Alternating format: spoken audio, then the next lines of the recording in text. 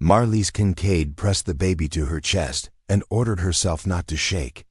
The tiny body was burning with fever, yet the wind had crusted his lashes with ice. If she slowed down, if she thought too long about what color his mother's dress had been when Marlis found her face down in the drift, she would drop to her knees and never rise. Behind her, the blizzard roared over the empty Texas plain, erasing hoofprints, tracks, and whatever line still separated her from the people who would kill for this child. Before we jump back in, tell us where you're from. If this story moves you, please subscribe. Tomorrow, I have a special story for you. She shoved her shoulder against the barn door, slipped through the gap, and used her heel to drag it shut behind her, cutting out most of the wind. The sudden half-quiet rang in her ears. For a heartbeat she stood there, leaning on the splintered wood, lungs dragging in air that smelled of manure, old hay, and horse sweat, and the baby gave a thin, hoarse cry against her breast. "I know, little one," she muttered, voice shaking more than she wanted. "I know. Just a minute more." The lantern she'd left burning swung from a nail, throwing a weak circle of gold over the stalls. Abe the mule flared his nostrils and stamped once, displeased at the cold air and the new smell. The milk cow lowed softly. Their familiar noises anchored her, pulled her mind out of the teeth of the storm and back into the narrow run of decisions she could still control. Fire, warmth, milk if she could manage it. Then she'd have to decide what in God's name to do after that. Marlis crossed the packed dirt floor to the far stall, where the square of a small side door led into her cabin.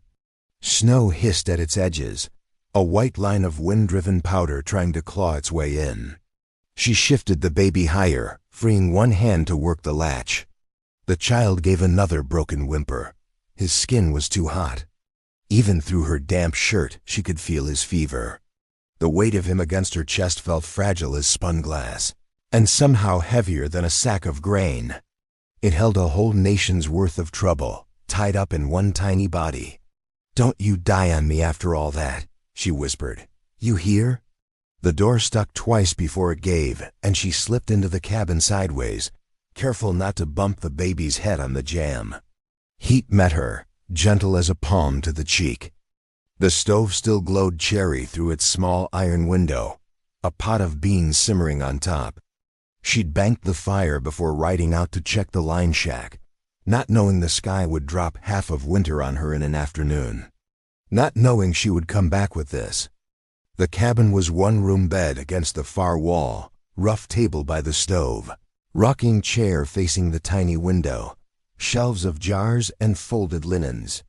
The few things she and Jonah had owned together when they came west, plus what she'd added in the 3 years since burying him out on the rise under a cottonwood. After he died, she'd cleared his side of the closet and put up hooks for saddles and tack. A man-shaped space had turned into a place for leather and rope. Tonight it had become a sick room for an enemy's child. She went straight to the bed and knelt, easing the baby down onto the single patched quilt. He let out a raw little cough, lips cracked, breath ragged. Marlis shrugged off her heavy coat and tossed it across the foot of the bed, then tugged off her gloves with her teeth, fingers already numbing as blood rushed back into them. The baby's dark hair was damp and matted, his cheeks flushed under a dusting of frost. Someone had bundled him in a tiny deer-hide wrap, tied with a strip of red cloth that now clung stiff with ice. Marli's jaw tightened. She'd cut that cord out on the flats, hands moving without thought while the storm howled, and the mother's blood soaked into the snow. She hadn't meant to look at the woman's face. She'd done it anyway, and the image sat behind her eyes now, like a brand-black braid loosened and full of ice. Mouth slightly open, as if she'd fallen asleep on her side hand flung out toward the baby, like even in death, she still reached for him. Comanche, by the dress, by the beadwork, by the way the moccasins had been stitched. Comanche, by the arrows that had pierced the horse lying not 20 feet away, its body already drifting over with snow. Comanche, by the fact that every white settler within 50 miles would have told her to ride on and leave them all to God. Marlis blew out a sharp breath and leaned over the tiny body. "You should be with your own," she said quietly. "Not with some fool widow who doesn't know what to do with you." The baby blinked hard, unfocused eyes rolling under heavy lids. His hands twitched, fingers trying to curl. She didn't know Comanche words. The only ones she'd ever heard had come out snarled around war cries or muttered by traders in the saloon, talking about raids and treaties and how things were back before. But she knew the language of human sounds. The little creak in his throat when he tried to cry and couldn't, that she understood. "Right," she said, more to herself than him. "Let's get you something warm." She pushed to her feet and crossed to the stove, lifting the lid off the kettle. Steam kissed her face, carrying the flat copper scent of boiled creek water. On the shelf above, a jug of milk from that morning sat stoppered with a rag. She uncorked it, sniffed to make sure it hadn't turned, then poured a little into a tin cup and held it above the kettle so the steam could warm it gently. She didn't know anything about feeding an Indian baby, but milk was milk, wasn't it? Her hands remembered other motions from other winter's measuring herbs, crumbling willow bark into hot water for Jonah's fever, mixing syrup for the cough that had racked him apart anyway. Her stomach clenched. She shoved the memory aside with deliberate force. This wasn't Jonah. This was now. This was living. When the milk was warm to the touch, she grabbed one of the clean scraps of linen from the shelf, dipped a corner into the cup, and went back to the bed. The baby's eyes slitted open in response to the movement. He made a faint noise, more sigh than cry. "Here," she murmured, sitting on the edge of the mattress. "Try this." She pressed the milk-soaked linen gently to his cracked lips. For a second, nothing happened. Then his mouth moved, the dried skin softening, and he worked his tongue clumsily against the cloth. A tiny, desperate suck. Relief hit her so hard her throat burned. "That's it," she whispered. "You take it. Take as much as you can." She repeated the motion, dipping and pressing, watching as a little color crept back into his lips. She didn't think about how she was sitting in her late husband's place, how Jonah had always taken the side nearest the wall. She didn't think about what would happen if anyone from town came by and saw her with a Comanche baby laid out on her quilt like an offering. She thought about the way his chest stuttered, catching on each breath. She thought about what it would feel like if that small rise and fall stopped. Outside, the wind rammed itself against the logs of the cabin, trying to get in. Inside, Marlis Kincaid kept dipping the cloth. Time lost its edges. Her back cramped, her fingers pruned from the damp, but she didn't move. Once she thought she heard a horse through the roar of the storm, a faint whinny, a jingle of harness, and her heart lurched into her mouth. She froze, listening. Nothing. Just the blizzard and the creak of the barn, the faint crackle of the stove. "He'd be so mad at me," she said softly, eyes on the baby's face. She wasn't entirely sure if she meant Jonah or the God Jonah had believed in so fiercely. Bringing Comanche into the house. He'd say I invited trouble. She dipped the cloth again. "Maybe I did." The baby's lashes fluttered, then settled. His breathing deepened, still uneven but less ragged than before.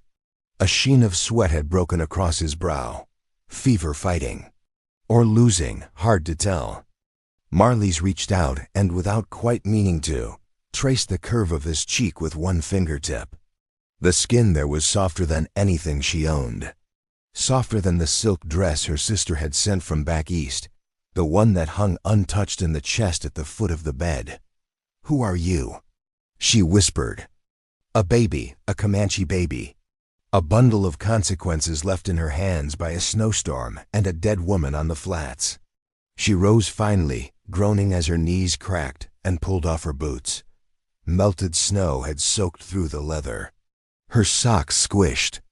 She peeled them off and set both boots and socks near the stove to dry, then shrugged out of her damp skirt and hung it over a chair. Her long underwear would have to do. She checked the baby again, still breathing, still flushed, and then, as if her body refused to obey anything else until she did it, she walked over to the narrow shelf by the door where her rifle leaned. The habit was old and bone deep. Check the gun whenever anything in her world changed. Jonah used to laugh at her for it. Then there'd been the winter. The wolves came down out of the hills and took 6 of their calves in 2 nights, and no one laughed anymore. She ran her hand along the stock, feeling the familiar smoothness where her palm fit. The chamber was full. She'd loaded it that morning, same as every morning. Her eyes flicked to the narrow window above the table. Snow plastered the outside of the glass, turning it into a smeared white square. If someone was out there in that, she wouldn't see them until they were close. Her heart did a slow, heavy turn in her chest. It wasn't just wolves she had to worry about. Marlis glanced back at the baby. He couldn't have been more than 6 months, maybe less. She was guessing. She'd never carried one of her own to term. The 2 times she'd quickened, the life had slipped away before she could feel more than a butterfly in her belly. After Jonah died, she'd told herself she preferred it that way. The land was enough. The work was enough. Now there was a baby on her bed and a storm outside that could bury a man in an hour, and she had never felt less enough in her life. Tomorrow, she said, to the gun, to the walls, to the baby. Tomorrow we'll figure this out. Tonight we keep you alive. She set the rifle back in its corner, latched the door, and went to the stove to tend the fire.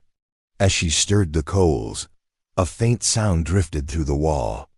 A distant, mournful cry. Coyotes, she told herself. Just coyotes. Wolves if we're unlucky, not Comanche mourning their dead. She shoved another log into the stove harder than necessary and watched the sparks leap up, biting at the iron. She slept in the rocker that night, boots off, gun across her lap, the baby bundled in extra quilts on the bed. Every time his breathing hitched, even a little, her eyes snapped open. She'd rise, check his temperature with the back of her hand, change the cloth on his forehead, whisper nonsense under her breath because she didn't know any of the prayers Jonah would have used. When dawn finally scraped the lighter strip along the window pane, the world outside was still white. The storm had passed on, leaving drifts piled high against the barn and the split-rail fence half swallowed. Frost traced thin ferns along the glass. She rose carefully, every joint protesting, and crossed to the bed. The baby was still alive. For one wild, shameful heartbeat, she felt annoyance. Alive meant decisions. Dead would have been simpler, cleaner, no war parties, no accusations. No questions about where her loyalty lay when the line between us and them ran like a brand through every conversation in town. Then the baby's lips parted on a soft snuffle, and her throat closed around a knot of relief so hard it almost choked her. "Stubborn, aren't you?" she murmured. "You'll fit here." She fed him again, repeating the slow ritual with the milk-soaked cloth. This time he sucked stronger, eyes blinking more alertly. When she whispered nonsense words to him, hogwash, and spittoon, and cactus, his hand flexed and relaxed, as if reaching. "Can't give you a name," she said. "That's not mine to do," but the empty space in her head where a name might go didn't stay empty for long. Her mind kept trying to stick sounds to him, words from the land, mesquite, brazos, cotton. It felt dangerous, like stepping closer to the edge of a cliff. Dangerous or not, she knew one thing. She couldn't just ride into town today with a Comanche baby in her arms and ask the preacher what to do. The men at the hotel parlor would go white around the mouth and reach for their guns. Old Mrs. Hargis, who never let anyone forget her brother had died on a raid 15 years ago, would start shrieking. Even the women who liked Marlis and envied her independence would take 2 cautious steps back. She thought of Sheriff Dane, who had kind eyes but a hard job. Of Pastor Leland, who'd baptized Jonah in the Comanche Fork Creek. Of all the men who'd signed their names to petitions asking the Army to do more about the Indian problem out here on the plains. They would call this baby Problem before they ever called him Child. Marlis wiped the last smear of milk from the baby's chin and sat back. "Well," she said, "looks like it's you and me for now." Abe brayed outside, impatient for his feed. The cow added her voice. Chores didn't care if the world had dropped a fevered, motherless infant in your lap. Chores didn't stop for grief or blizzards or moral quandaries. The land moved on. She bundled the baby tighter, tucking the quilts up under his chin. "I'll be right back," she said. "If you die while I'm gone, I'm going to be very put out with you." His eye opened just enough for her to see a dark, unfocused glimmer. Something like trust twisted in her chest, unexpected as a knife. She dragged her skirt back on, jammed her feet into still damp boots, and went out into the morning. The snow came up nearly to her knees in places, a crust on top that sometimes held her weight and sometimes didn't. She slogged to the barn, shoveling a path with her boots as she went, and fed and watered the animals. By the time she finished, sweat pricked under her arms despite the cold. Her breath plumed heavy in front of her. As she forked hay into the manger, her eyes kept flicking to the far fence line. Beyond the last posts, the land rolled away in low swells dotted with scrub and mesquite, all half buried now. Yesterday, when she'd ridden out, she'd seen smoke on that horizon, a thin column curling up from what she'd assumed was a Comanche winter camp. They moved often, but they'd been in this area for weeks now. Everyone in town talked about it, voices tight. Expecting trouble had been like expecting a storm. Something you did as a matter of course. You mended the roof and checked the doors and hoped you'd done enough. She hadn't expected to meet them in the storm. On her ride back last night, she'd seen the shape in the snow from a long way off. At first she'd thought it was a buffalo carcass. The land still carried the bones of that slaughter. But as she'd drawn closer, the forms resolved into horse and woman and baby, all tangled in a drift like the storm had tried to swallow them whole and only half succeeded. Arrows in the horse, blood on the snow, no sign of who had done it. White men, could be. Rangers, maybe. A drunk hunting party taking potshots at anything moving on the flats. Or Comanche enemies, or the army. Out here, there were 100 hands ready to pull a trigger, and the bullet didn't care what story it fit into later. Marlis had knelt in the snow, hands bare and burning with cold, and checked the woman's throat. Nothing. The eyes stared at a sky going gray. The baby, wrapped tight against her chest, had been making that awful thin noise, a kitten's cry cut halfway through. She'd looked around, heart hammering, expecting to feel eyes on her. The storm had been coming in hard by then, driving waves of snow across the flats. She'd felt small as a nail in the wide board of the world. Leaving them there would have been easy, sensible, safe. Marlis Kincaid hadn't done the sensible, safe thing. She never had, according to Jonah. That was why they'd ended up out here on land no one else wanted, scratching a living out of dirt and stubbornness. "Stubborn woman," she muttered now, tossing the last forkful of hay. "Now look what you've done." Back in the cabin, the baby was still alive. He'd wriggled sideways somehow, fists pressed against his mouth. When he heard her, he made a soft, questioning sound. "Hungry again," she said. "That's a good sign." She spent the morning moving between him and her chores, feeding him, changing his soaked wrappings for strips of an old undershirt, stoking the fire. Once she thought his fever broke his skin cool under her hand, damp with sweat, and hope flared.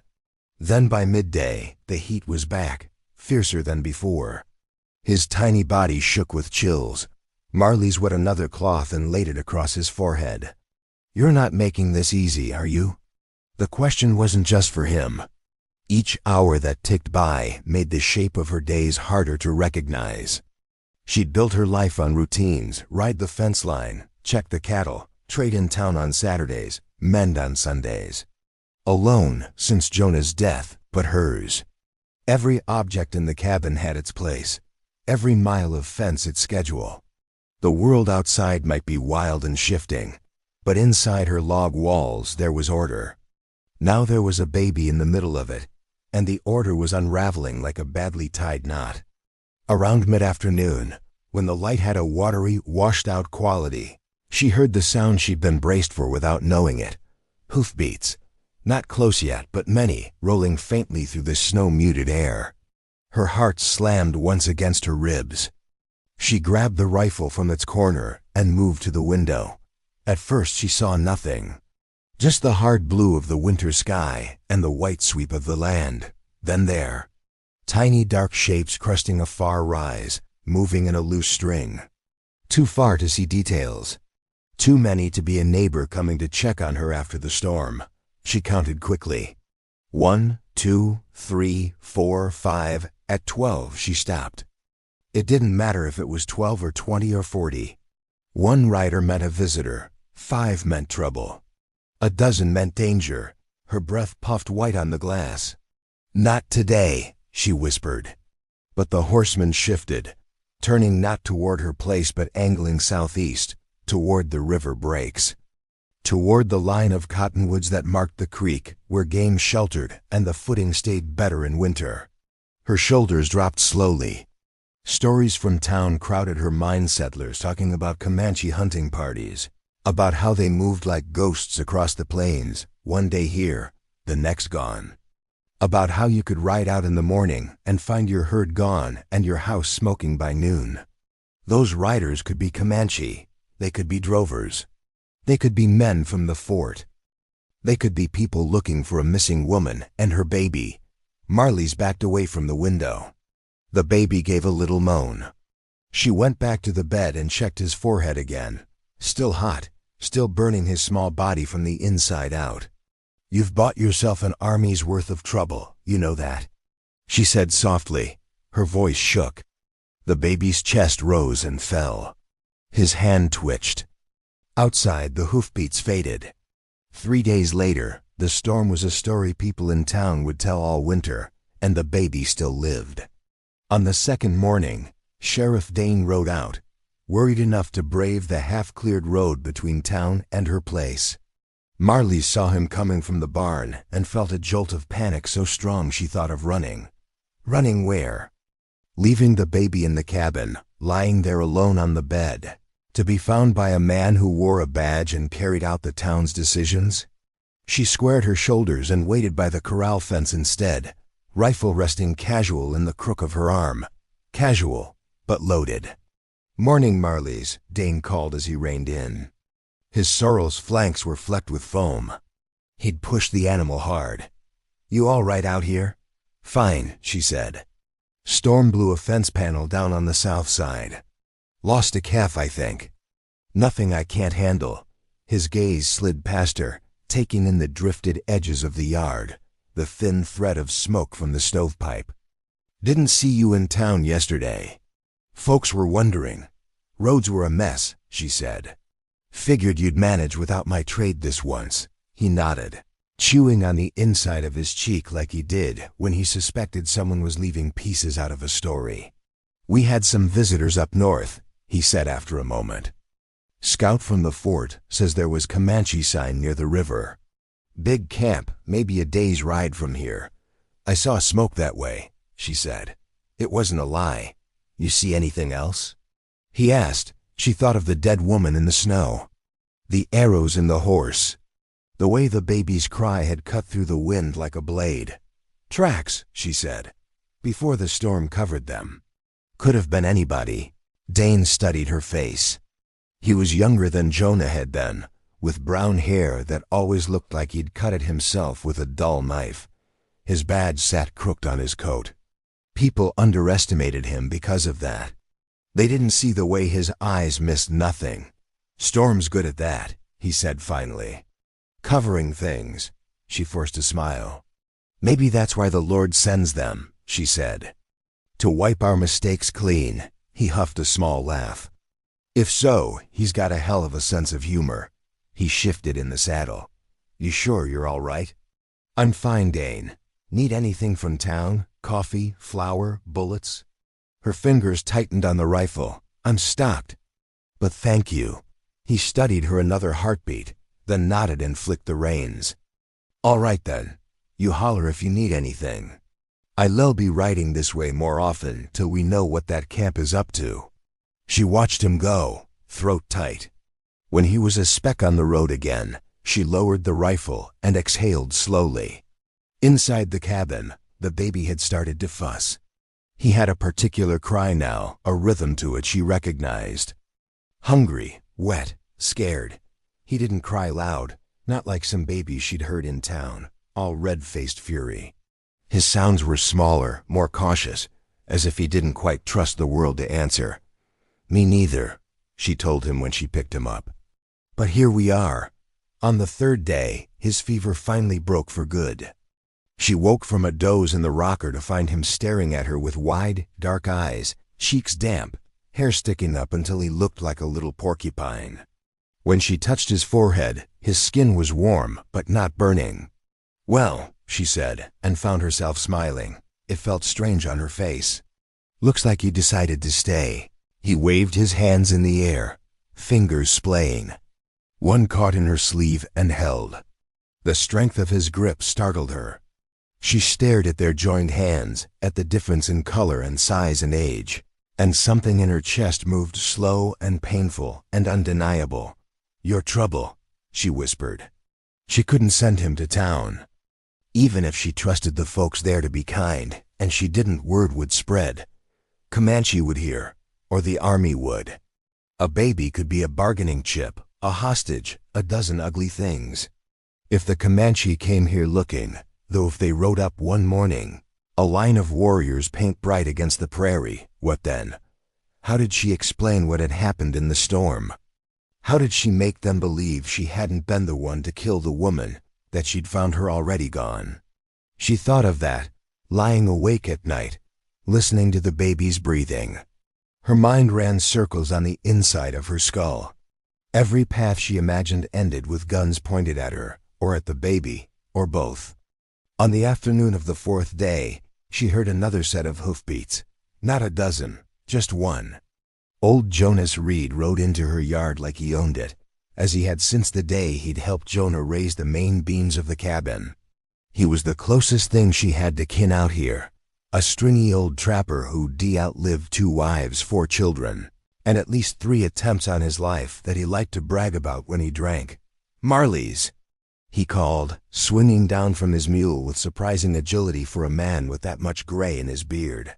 "You alive?" "Barely," she called back, stepping out onto the hard-packed snow. She'd tucked the baby into the sling she'd fashioned from an old bedsheet, wrapping him against her chest under her coat. His head rested just below her collarbone, the top warm against her skin. Jonah's eyes narrowed. "You look tired. Storm took it out of me," she said. "Storm took it out of everyone," he grunted. "Couple ranches downriver lost near half their herd when the drifts came. Saw 3 dead steers wedged in a gully like they tried to climb on top of each other to get away from the wind." "That's cheerful," she muttered. "I aim to please."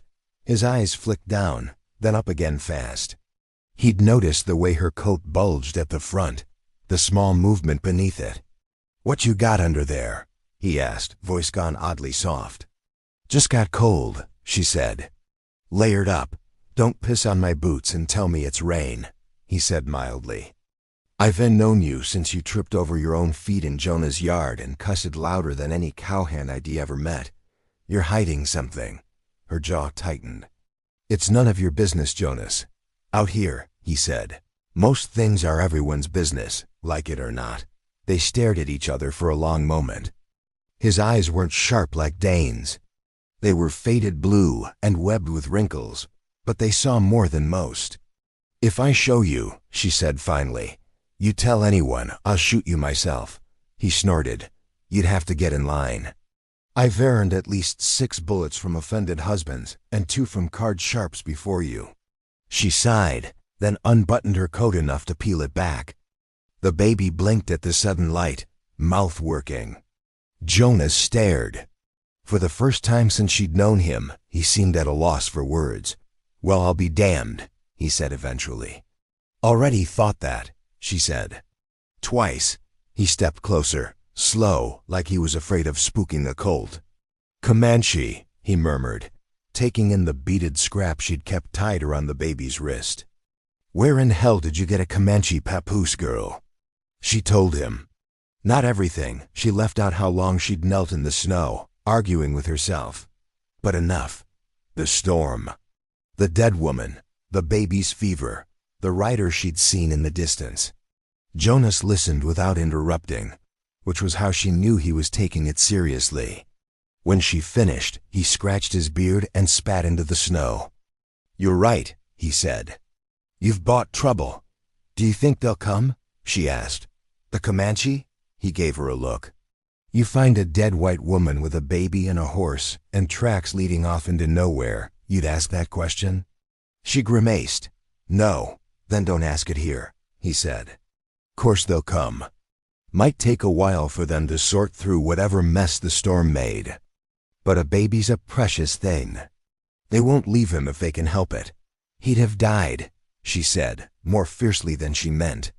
"If I'd left him there." "I didn't say you did wrong," Jonas said. "World's not divided that neat. I'm just saying the story doesn't end with you bringing him home." "I figured as much," she muttered. He studied the baby for another moment. "He got a name?" "Not from me," she said quickly. "I'm just keeping him alive till I figure out what's right," he snorted. "Right's slippery out here. Best you can do is what you can live with." She nodded, swallowing hard. "That's what I'm afraid of." Jonas' gaze softened. "You got a good heart, Marlis Kincaid. That's why Jonah loved you. That is why you were still out here when other folks packed up and ran crying back east when the first arrows flew." He glanced toward the distant line of cottonwoods. "Comanche got reason to hate white folks. White folks got reason to hate Comanche. But that baby didn't pick any of that. He just picked you. Far as I can see." She blinked. "He didn't pick anything." "I did. Same difference from where he's lying," Jonas said. "He reaches out, you pick him up. That's a choice both ways." Marlis looked down at the baby. His hand was curled against her shirt, fingers clutching a bit of cloth like he knew it was the only solid thing in his world. "What do I do when they come?" she asked, voice barely audible. Jonas squinted at the horizon. "You tell him the truth," he said. "You stand on your porch with that baby in your arms, and you tell him how you found him. You don't point that rifle unless someone else does first. And you pray." The air in the cabin is thick with silence, broken only by the crackle of the stove and the soft sigh of a newborn. This is Marlis's world now. Her son, just a few days old, sleeps against her chest, a tiny bundle of warmth wrapped in a wool blanket. Outside, the winter prairie is a vast, unforgiving expanse of white. Every gust of wind against the log walls feels like a whisper, a warning. A knock at the door startles her. It's Dane, their closest neighbor, his weathered face etched with concern. He brings firewood and a quiet kindness, a brief respite from her solitude. Later, Mrs. Hargis arrives, her arms full of food and advice. She's a good woman, but her questions about the baby's name feel like a trap. Marlis just smiles and says she hasn't decided, a lie that tastes like ash in her mouth. Alone again, she whispers his true name into the soft black hair on his head. Wind, it's a secret, a shield. A name that belongs to the wide open spaces, not this small town filled with curious eyes. When she ventures out for supplies, every glance feels like an accusation. She sees them everywhere, in the flicker of the shadows, the distant shapes on the horizon, the Comanche riders, coming for what is theirs. They are a phantom presence in her mind, a constant, chilling fear. For 6 long nights, she holds wind close, listening to the storm rage outside and the storm of worry inside her heart. The firelight dances across the walls, creating figures that look like horsemen in the dark. She imagines them, disciplined and silent, their winter gear coated in frost as they ride through the snow. Is this the night they will come? Then, on the 7th day, something changes. The wind dies down. A fragile winter sun breaks through the clouds, casting long, peaceful shadows across the snow. As Marlis looks at her son, a new feeling takes root in her heart, stronger than fear. It's a fierce, unyielding love, a promise to protect him, no matter what comes. She is a mother, and in this quiet, snow-covered world, that is her greatest strength. Thanks for watching. If this story touched you, please like and subscribe for more. The air felt different. Not colder, the cold had settled in weeks ago and would stay until spring, but heavier somehow, taut like a rope pulled tight between two posts. Wind was asleep in his box, one fist over his head. She tucked the quilts more snugly around him and went outside without lighting the lamp. The moon hung low over the plains, a thin slice behind feathered clouds. The snow caught what little light there was and turned it into a silver wash, flattening shadows. The world looked like a painting someone had half finished and walked away from. Marlis walked to the edge of her porch and listened. At first she heard nothing but her own breath, and the faint creak of the barn settling as the temperature dropped. Then, faint and far, like the memory of a storm, she heard it. Hoofbeats, not one or two, many. A low, rolling thunder, too steady to be a cattle stampede. Her stomach dropped. She went back inside, closed the door quietly, and leaned her back against it for a moment, eyes shut. It was always going to go this way, she whispered to herself. You knew that. She crossed to the corner and took down the rifle.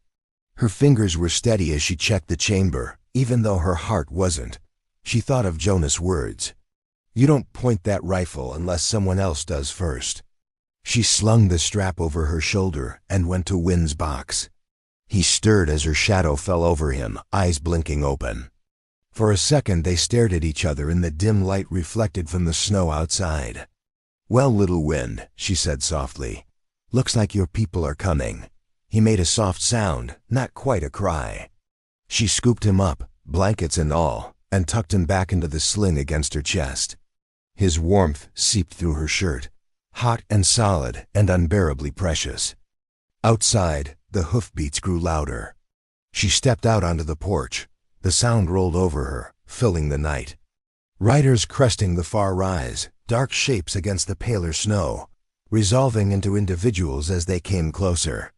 She counted without meaning to. 20, 30, 50. They kept coming. A loose formation, not a neat column like army soldiers. Men on small, tough horses, bodies moving as one with their mounts. Feathers and strips of cloth streamed from hair and bridles. Even at this distance she could see the glint of metal, the dark shapes of rifles slung at their sides. 100 warriors, give or take, enough to wipe the town off the map, enough to erase her homestead from the earth, and not think twice. They didn't veer off toward the river. They came straight for her. Marlis Kincaid stood on her porch, baby in her arms, rifle at her back, watching the storm she had called down on herself thunder closer with every heartbeat. Her legs wanted to run. Her hands wanted to clutch wind and dive under the bed like a child hiding from lightning. Instead, she squared her shoulders and waited. If death was riding down that hill, she would meet it standing up. The first line of riders slowed as they neared the yard, horses tossing their heads, breath puffing white. The ones behind fanned out, a half circle forming in front of her fence. No one spoke. No one moved except for the horses shifting their weight. One man nudged his horse forward, stepping out ahead of the others. He was taller than most of the riders, broad across the shoulders, hair in 2 thick braids bound with strips of red. His face was painted, dark smears across his cheekbones, and a streak of white down his nose that made his eyes look even more piercing. He wore no hat despite the cold, only a band of leather around his head. He rode up to the edge of her yard and stopped, looking at her, at the baby, at the rifle strap on her shoulder. Marlis felt her mouth go dry. She swallowed, tasting fear like iron. The man lifted one hand, palm open, a gesture she didn't fully understand but recognized anyway, not reaching for his gun. Not yet. Behind him, 100 warriors sat silent, waiting.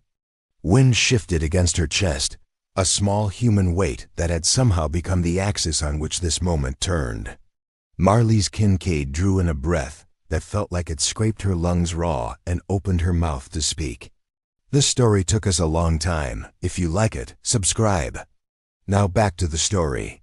Marlis' tongue stuck to the roof of her mouth. For a breath, nothing came out. Then the baby shifted against her chest, letting out a thin, complaining sound that cut through the frozen air like a knife. The warrior's gaze dropped. His eyes, dark and hard as river stones, locked on the small bundle in the sling and the strip of beaded red cloth still tied at the child's wrist. His expression changed, not softened exactly, but cracked. A hairline fracture in the harsh mask of a man ready for war. He said something in his own language, a single word that rolled out heavy and low. It passed through the ranks of riders like wind through tall grass. Men shifted. A few leaned forward in their saddles. Every gaze that hadn't already been on her snapped down to the baby she held. The warrior nudged his horse closer. The animal's breath streamed white, nostrils flaring, hooves crunching into the crusted snow of her yard. He stopped so close, his knee could have brushed the edge of her porch if he reached. He lifted one gloved hand and pointed not at her rifle, not at her face, but at the bundle bound tight against her chest. "Whose?" he asked. The word was thick with accent, bent around his tongue, but she understood it well enough. Marley's heart thudded once hard, as if trying to jump out of her throat.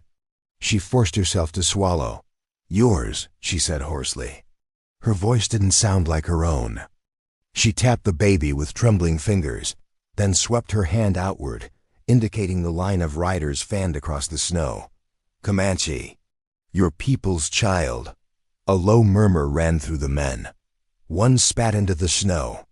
Another's fingers clenched on his reins. No one reached for a gun. Not yet. The warrior's eyes narrowed. His gaze slid from the baby back to her, weighing, measuring. "How?" he said. She blew a breath out slowly, letting the vapor curl from her lips. "How did you explain a storm and a dead woman, and a choice that had felt less like a decision, and more like a command carved into your bones?" "Storm," she said, and used her hands. She pointed past the cabin, toward the white blanketed flats. She raised both arms and shook them, fingers spread, miming snow driving sideways on the wind. She hunched her shoulders, hugging herself, letting her teeth chatter once for emphasis. "Much cold," she added. "Wind." His gaze followed every motion. She lifted her hand to her own temple, tipping her head into the palm as if laying it on the frozen earth. Then she let her arm drop limp. "Woman," she said softly. "Dead," the riders muttered. A few glanced instinctively toward the north, where the horizon rolled away in a white sweep. Marlis bent her arms, cradling invisible weight for a heartbeat before touching the sling at her chest. "Baby," she whispered. "Alive, cold, crying." She let her fingers curl as if around a tiny hand. She tapped her own chest. "I bring him." She jerked her thumb over her shoulder at the cabin. "Fire, milk, warm." Words failed after that. There were no easy phrases, in English or Comanche, for holding a dying stranger's child under your shirt and begging him not to stop breathing. Her hands dropped to her sides, palms open. "Not mine," she added quietly. "Yours." The leader's face remained carved from stone, but something in his eyes shifted, a current running quick under ice. Behind him, a younger rider eased his pony forward, dark hair blowing loose around his cheeks. He spoke quickly in Comanche to the war leader, then glanced up at Marlis. "You alone?" the youth asked in halting English. "No." "Other white men?" "None," she said. "Just me, barn, stock." She jerked her chin toward the buildings. The boy's gaze flicked over her shoulder, checking the barn, the corral, the roofline, the tree line beyond. He turned back to the leader and translated in a rush of liquid syllables. The older man, this had to be their chief or close enough to it, listened without looking away from her. Up close, Marlis could see the white streak of paint down his nose, the red bands woven into his braids, the fine lines at the corners of his eyes that came from watching horizons too long. He spoke again, just a few clipped words. The wall of horses ahead of her parted. From the center of the formation, an older woman rode forward on a small Dunmar. Her hair, long and thick, was braided with bits of red cloth, that matched the strip at the baby's wrist. Lines of grief and years grooved her face. She wore no paint. She didn't need any. When her eyes found the sling at Marli's chest, she made a sound Marli's had never heard from any living throat, a low, ripping noise that seemed to tear the air. Several of the warriors flinched like they'd been struck. The grandmother, because that's what she had to be swung off her horse with the ease of someone who declimbed into and out of saddles all her life. Her boots sank into the snow. She did not look at the men or at the war leader. She walked straight to the porch. Marli's body reacted before her mind did. Her arms tightened around the baby, a reflex as old as every woman who'd ever held something small and helpless. In the next breath, she forced herself to let go. The old woman stopped one step below her. Up close, her eyes were dark and wet, shining with tears that had not yet fallen. She spoke a name. The sound of it brushed across Marli's skin like wind over tall grass, soft, full of vowels shaped by generations of mouths. She said it again, voice breaking, reaching her hands up toward the sling. The baby stirred. As if the name had been a thread tied from his dreams to this moment, his head turned, blinking, lips parting. He made a small, questioning sound. Whatever remained of Marli's reserve cracked. Slowly, carefully, she slid her hands under the bundle and lifted him free. The sling fell limp and empty against her shirt. When she still thought of him that way, felt smaller without the fever, and yet heavy with everything he carried. She held him out. The grandmother took him with both hands, fingers trembling but sure.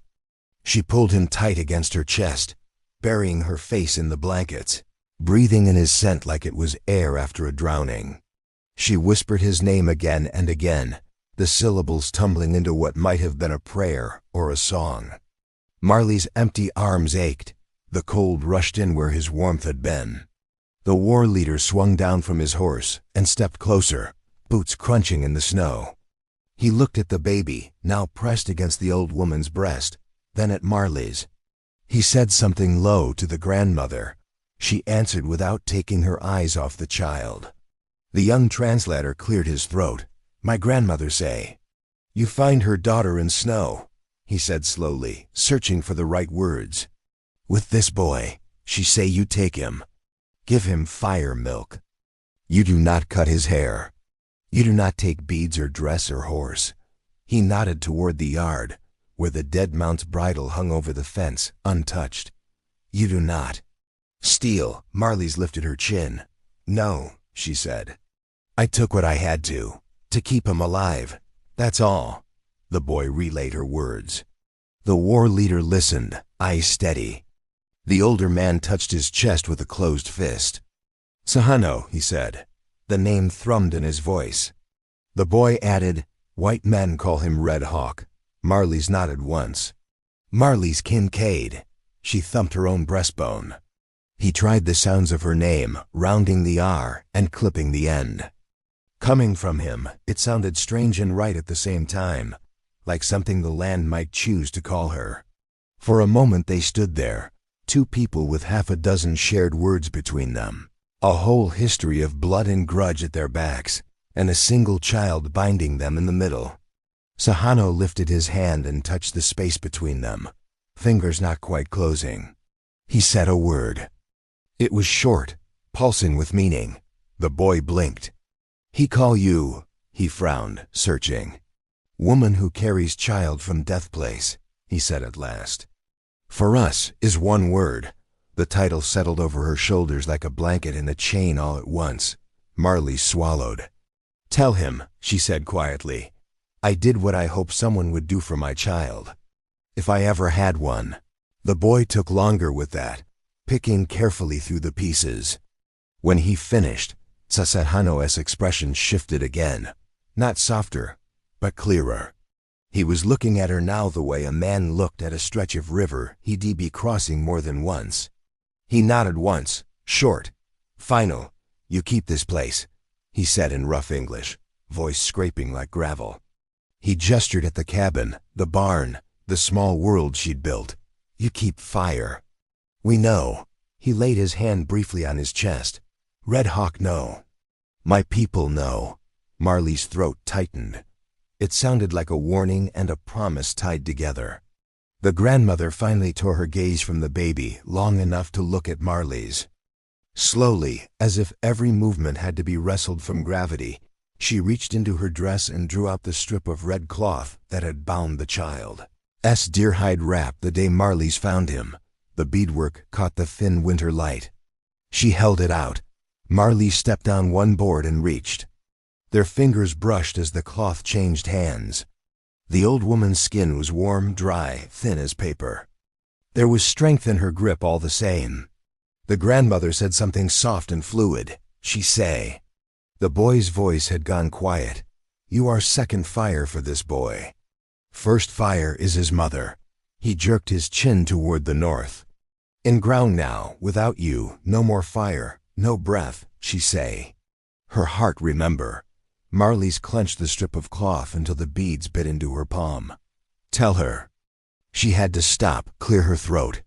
Tell her I'll remember too, the boy translated. The old woman gave one small grave nod. Then she turned away, clutching the baby tighter. Tsa'hano barked a command. The warriors wheeled their horses in a movement so smooth, it felt like a single creature turning. Snow sprayed under hooves, leather creaked, metal glinted. No one whooped or fired into the air. They left in a silence edged with steel, the thunder of 100 horses rolling away over the frozen ground. At the top of the low rise, Tsa'hano turned once in his saddle and looked back. From that distance his paint and braids blurred into a dark shape against the sky, but Marlis felt his gaze hit her like a physical weight. He lifted his hand, palm out. For a breath, Marlis did nothing. Then, slowly, she raised her own hand to mirror his. A span of empty, snow-covered land lay between them. The space didn't feel quite so empty now. He dropped his hand and was gone over the ridge. The sound of the war party faded into the great hush of winter. Only the wind and the creak of her porch boards remained. Marlis looked down at her palm. The red strip lay there, bright and strange. Carefully, she tied it around her wrist. Second fire, she whispered. All right. The cabin behind her felt suddenly too big, every board and nail hollow with absence. She went back inside before that feeling grew teeth. Word of what had happened rode faster than any horse. By the next morning, the tracks in her yard had begun to drift in, but the tracks in men's mouths were already deep. Marlis saw it in the faces of the riders coming up her lane, in the way dust puffed under hooves despite the hard-packed snow. This time it was white men, ranchers, hands, boys with more fear than judgment in their eyes. Jonas was among them, his gray beard bristling, hat pulled down low. Sheriff Dane rode at the front, every line of his body tense. Marlis stepped onto the porch again, rifle slung easy but ready. Dane reined in. The men behind him fanned out in a ragged shape that wanted to be a half circle. Marlis, he called. You all right? I'm still alive, she said. Seems to be my sin this week. A few of the men shifted uneasily. Is it true? Joel Hargis blurted before the sheriff could speak. His face was pale under the brim of his hat, eyes bright and angry. They say 100 Comanche rode up to your place yesterday and walked away without putting a torch to it. They walked away, she said. No torches involved. Why? Joel demanded. What did you give him? Dane shot him a warning look. We're here to ask, not accuse. Feels like the same thing from where I'm standing, Marlis said. Dane sighed, breath puffing white. Just tell us what happened, he said. Folks in town are riled. All they've got so far is rumor. Marlis rested one hand over the beads at her wrist. They were warm from her skin, a faint weight that reminded her she wasn't the only answering to the men in front of her. 4 days back, she said, I rode out to the flats before the big storm. On my way home, I found a dead woman and a dead horse in a drift. Comanche, by her dress. Arrow-shot horse. Bullet in her side. A murmur moved through the group like a breeze. You didn't tell me, Dane said quietly. I had maybe an hour before the sky dropped half of winter on my head, she said. And a baby in my arms that was closer to dead than alive. I chose, Joel snorted. A baby? He repeated, like the word offended him. Yes, she met his gaze without flinching. Wrapped against her, fevered, half frozen, crying so soft you had to lean in to hear it over the wind. Her jaw clenched. I brought him here. Fed him, sat up nights so he didn't stop breathing. When he was strong enough, his people came. You sheltered an Indian on your land, Joel said, voice climbing. In your own bed. A baby, she said, each word flat as a shovel blade. Whose only crime was being born on ground men keep fighting over. He's still one of them. Joel spat into the snow. Today, it's a baby. Tomorrow, it's a war band eating at your table. Careful, boy, Jonas rasped. He nudged his mule forward just enough that Joel had to look at him. You're talking to the woman who mended your pa's fence when you were too drunk to stand straight. Don't act like you don't know what kind of soul she's got. Joel flushed, but his jaw stayed tight. Dane rubbed a hand over his jaw, thinking. What did they take? He asked Marlis. Yesterday. Nothing that was mine, she said. They took their own. The baby, he said. She nodded. For a moment, the only sound was the creak of leather and the soft gust of the horse's breathing. And they left you alive, Joel said. Left your cabin standing. Why? You make some kind of bargain? Marli's temper flared at last, sharp as a match struck in the dark. I found their dead in the snow and carried their future out of it, she snapped. If you think that buys nothing with any people worth the name, you don't know much about being human. A few of the older men had the grace to look away. Dane's eyes settled on the strip at her wrist. What's that? She looked down at the red beads. They called me second fire, she said slowly. Their word for the woman who carries a child out of death's reach. First fire was his mother. They gave me this. Marking you, Joel muttered. So they know where to ride when they're ready to start killing. Marking me so they know there's at least one white soul out here who didn't leave their blood to freeze under a drift, she shot back. The men shifted again, the herd uneasy. Dane exhaled. I won't put you in chains for not letting a baby die, he said finally. If somebody wants to call that a crime, they can take it up with the Lord. Relief loosened something tight in her chest, but she kept her shoulders straight. That all, Sheriff? Not quite. His gaze cut toward the north. They're watching, he said. Scout from the fort says there's a camp near the river, big as any he's seen. They sent riders up on that ridge while we were coming here. I felt their eyes on my back like pins. Marli's had felt them too long before he mentioned it, a prickle between her shoulder blades. You can be sure they know every move we make, Dane said. And now they know your name. I know theirs too, she said quietly. Then we've stepped into something we can't step back out of, Dane said. Whatever comes next, you won't be standing in the middle by accident. Marlis looked past the men, to the low rise where Tsa'hano had turned his horse. The wind painted invisible lines between here and there. Never did much of anything by accident, she said. From the ridge, as if summoned by thought alone, 3 riders appeared, dark shapes against the winter sky. The white men went tense as bowstrings. Hands dropped to gun butts. Horses snorted and tossed their heads. Hold, Dane barked. Nobody fires unless I say. The 3 Comanche sat their horses in a loose line. No paint today, no feathers. Just men with rifles and a clear view. One of them lifted his hand, palm out. Even at this distance, Marlis knew him. The lines of his shoulders, the way he turned his horse with his knees alone. Tsa'hano. He pointed once at the cabin, at her, at the cluster of white men in her yard. Then he lowered his hand and turned away, the 3 of them riding back over the ridge without a word. The message settled like snow over the gathered men. They know you're here, Jonas said softly. Know we're here. Know they could have made this ground red yesterday, and didn't. Joel's mouth twisted. So what? We're supposed to feel grateful? No, Marlis said. You're supposed to feel responsible for what you do next. Most of the riders left soon after, pulling away in pairs and small knots, their talk low and tight.